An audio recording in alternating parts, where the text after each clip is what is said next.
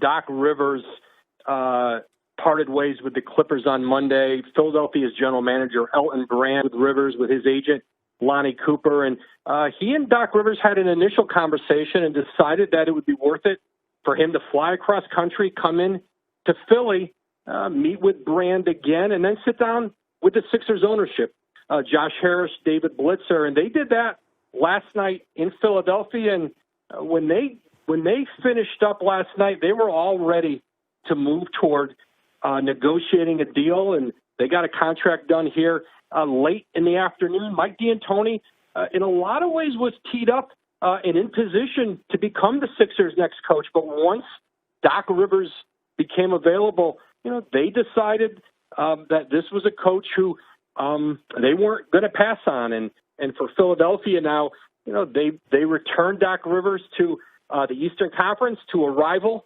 of the Boston Celtics, where obviously he won his NBA championship as a coach. What do the Philadelphia 76ers believe that Doc can do with his talented roster, headlined, of course, by Joel Embiid and Ben Simmons?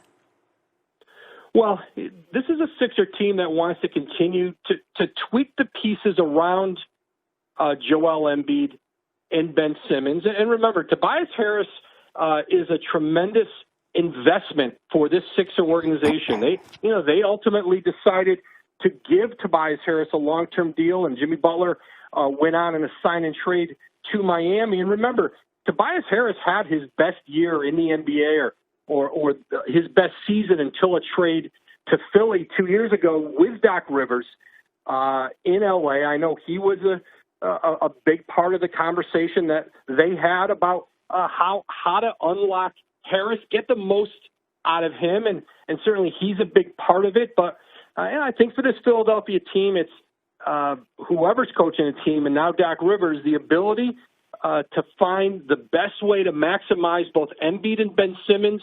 Elton Brand, the GM, has continued to insist that he's determined to keep building around those two players. And now, after Brett Brown leaves, here comes Doc Rivers to try to maximize those two and get the Sixers to advance deeper here again in the Eastern Conference playoffs. And we know that Philly had options. They were considering Mike D'Antoni as well as Tyronn Lue. So what was it about Doc Rivers that made them hire him as head coach? Well, listen, Doc Rivers for Philadelphia was, I think, his presence, his stature in the league. They really like Mike D'Antoni. And again, they were, if Doc Rivers is still coaching the Clippers, I think Mike D'Antoni is the Sixers head coach. But I think for Philadelphia, having really to have a face of the organization in that coaching position, Doc, listen, he transcends the position. He is a larger voice, especially in a city like Philadelphia. Basketball is important there. It is part of the fabric of that city. And to have Doc Rivers as the face of that organization as a head coach was something that really appealed to Brand and to ownership. All right, Woj, thank you so much for joining us. Woj, breaking the news that Doc Rivers is the new head coach for the Philadelphia 76ers. Kevin? Ashley, let's go to some of that. Adrian Wojnarowski is reporting that Rivers has agreed to be the next head coach of the Sixers team that failed to meet expectations entering the season.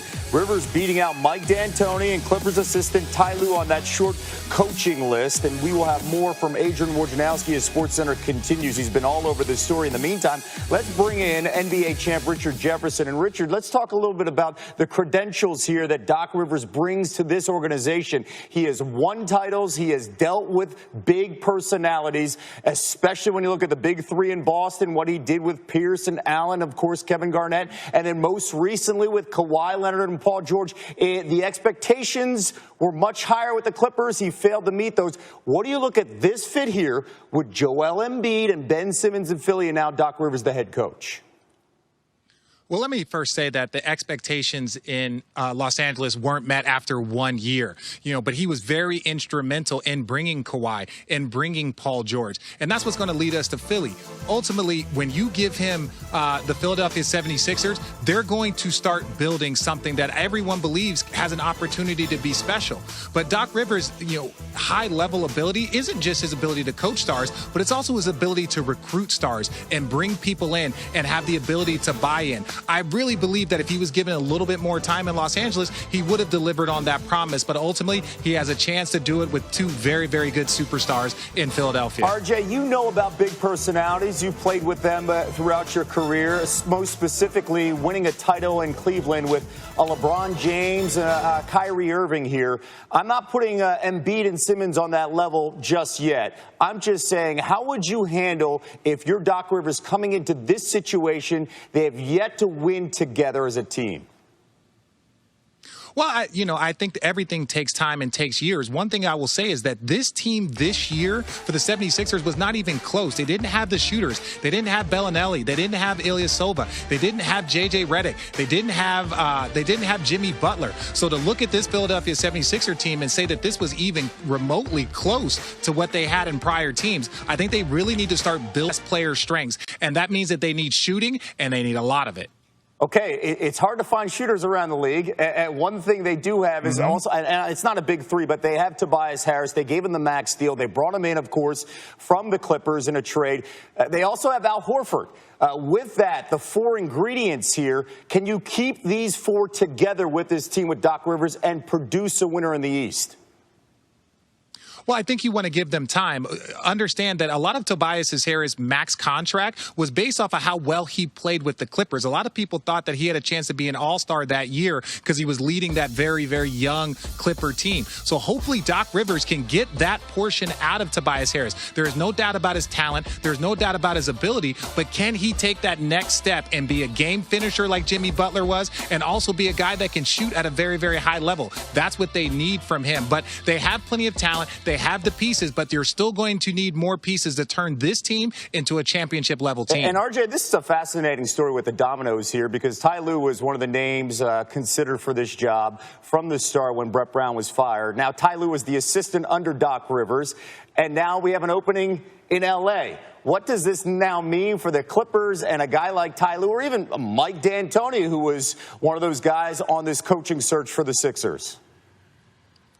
Well, when Mike D'Antoni's name was brought up in Philadelphia, I was very, very confused. Nothing about Mike D'Antoni's time in this league said that he would work well with Ben Simmons, who wasn't a shooter, or Joel Embiid, who is really a natural big. And so I was really confused about that. I think the Clippers could be, a good look for him. But ultimately, I think Ty Lue and the way he has the ability to also talk to stars and also recruit players to come play in L.A., I think that would be a very, very key pickup for the Los Angeles Clippers if they were to able to get a guy like Tyronn Lue. Okay, big off day here in the NBA Finals. You're from the bubble in Orlando, RJ, with the very latest with his thoughts on the Sixers deciding to go with Doc Rivers. Let's go to Ashley. Oh, wait, you know what? Actually, here's some more information coming in with Ben Simmons and Joel Embiid on the court. The last 3 seasons, it really what stands out is when they were together, this duo in 2017 and 2018, the health and the optimism, an all-time high. Look at the minutes there on the right side.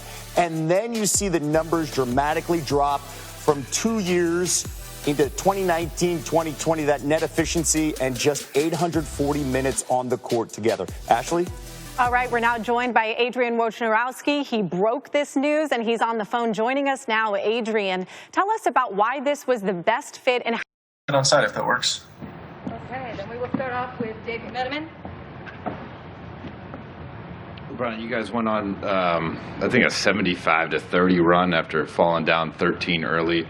What allows you guys to have success like that over a sustained period of time, a run like that? Paying attention to detail. I'm physical enough, and you have to get a feel for how hard Miami plays. And I think they smacked us in the mouth.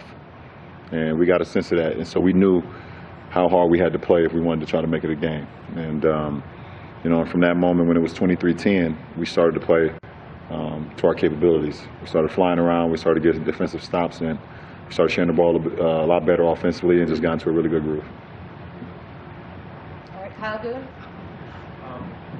For AD, thank you. For AD, obviously his first finals game, what'd you see about his preparation? Was there any advice you gave him, and to see him perform like that, what do you feel about that?